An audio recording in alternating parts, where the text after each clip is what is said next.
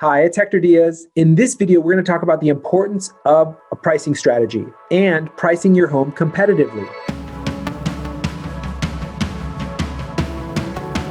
One of the most important elements in selling your house is pricing it intelligently. If a home is priced too low, you can miss out on potential profit. If a home is priced too high, qualified buyers will look elsewhere. That's why listings that are priced at fair market value gain considerably more interest than if they were listed above market value. Even more buyers are brought in when a home is priced below market value. When pricing your home, our team will perform what's known as a comparative market analysis.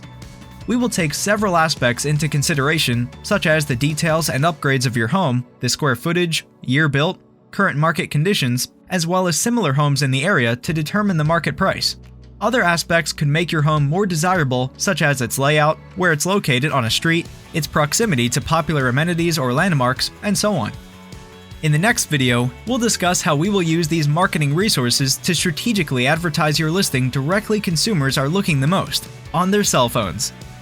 If you want to learn more about how my team and I can help you in listing your home, feel free to reach out to me today.